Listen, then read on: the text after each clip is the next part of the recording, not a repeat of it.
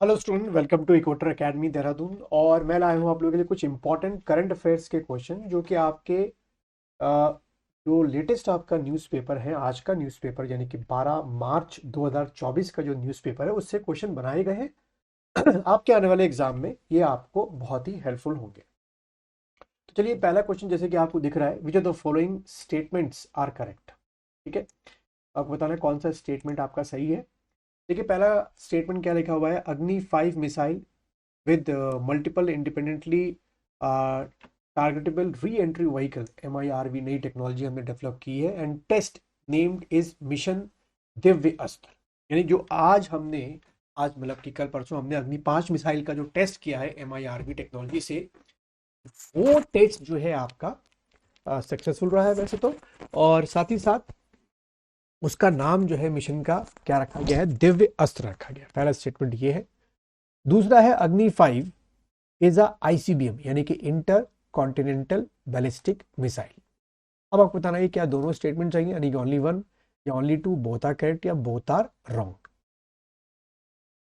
और ये क्वेश्चन क्यों आपके एग्जाम में आ सकता है अगर मैं आपको दिखाऊं, तो इसके पीछे ये है कि ये वाला आपका द हिंदू से लेकर इंडियन एक्सप्रेस से लेकर ये आपका टू टेस्ट फाइट ऑफ अग्नि 5 विद MIRV सक्सेसफुली आपके आया था।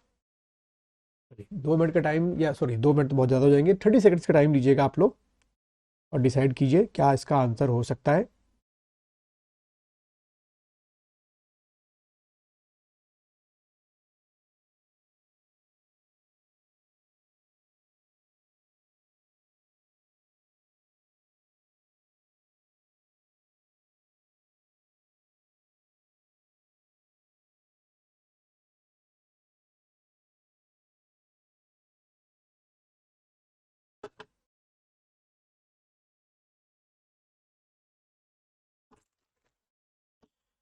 चलिए, अब इसके आंसर की मैं बात करती हूँ। इसका आंसर बच्चों आपका है क्या, सी इसका आंसर, यानी बोथ स्टेटमेंट आर करेक्ट। इसका डिटेल जो है यहाँ पर मैंने दे रखा है MIRV के बारे में, आप वीडियो को पॉज करके इसको पढ़ सकते हैं। अब आते हैं क्वेश्चन नंबर 2 में। With the following statement are correct about the electoral poll bonds. Statement पहला है, electoral bonds are money instrument like promissory note which can be only bought by companies in India from the State Bank of India, वहां से purchase कर सकते हैं। और दूसरा statement है, electoral bond scheme was launched in 2020। Take your 30 seconds time और फिर उसके बाद मुझे बताइएगा।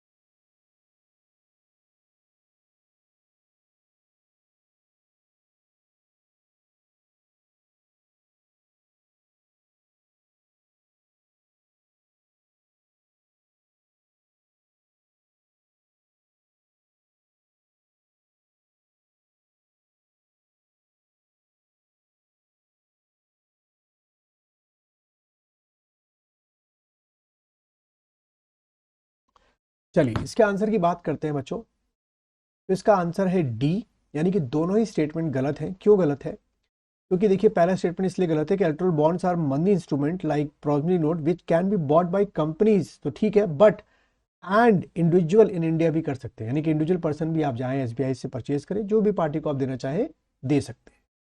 दूसरा स्टेटमेंट क्यों गलत है कि ये 2020 में नहीं शुरू हुआ था, ये कॉन्सेप्ट इलेक्टोरल बॉन्ड का 2018 में शुरू हुआ था।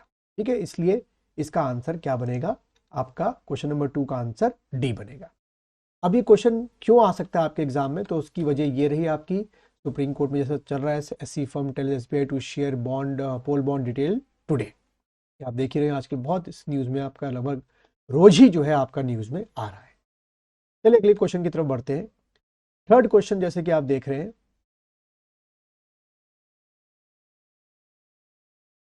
ये रहा आपका third question. Which of the following statement correct? Finance commission is a constitutional body for purpose of allocation of certain revenue resources between union state government.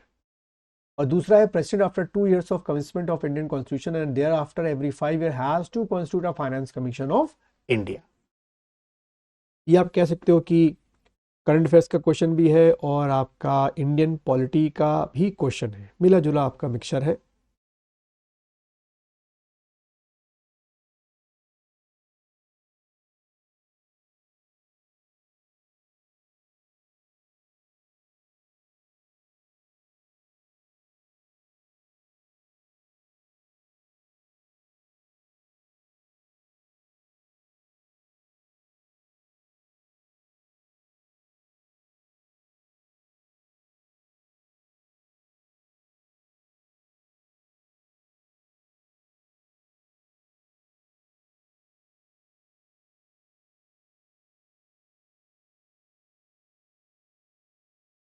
चलिए इसके आंसर की बात कर लेते हैं हम लोग।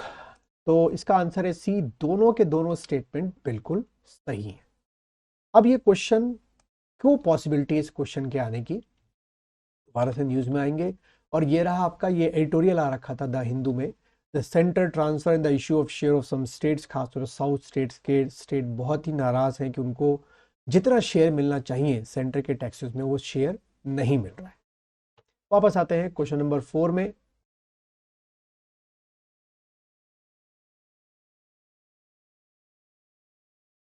विच of the following statement are correct, पढ़ेंगे इसको आप लोग।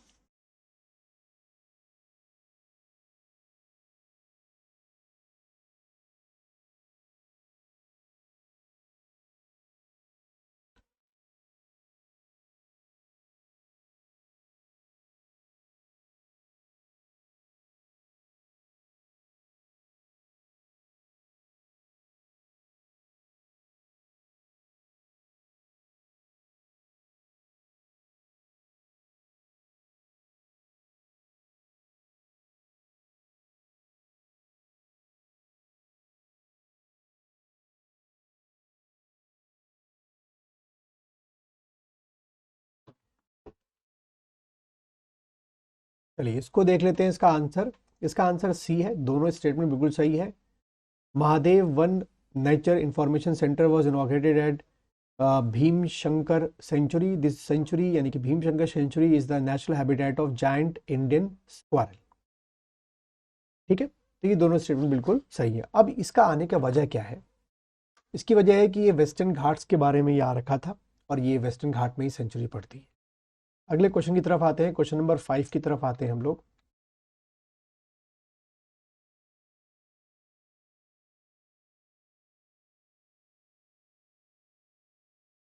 Recently Sela tunnel in news, this tunnel located in which state? तो बताना है मणिपुर में है, नागालैंड में है, त्रिपुरा में है कि अरुणाचल प्रदेश में है। तो इसका आंसर बच्चों सीधा है आपका क्या, डी, यानी कि अरुणाचल प्रदेश में, क्योंकि अभी मोदी जी ने इसका इनॉग्रेशन किया है। और छठवां और आखिरी question, with the following statement are correct. The McMahon line is between India and Tibet, signed a convention at Shimla on 1947। और दूसरा है sir Henry McMahon who was the PM of British government determined the McMahon line.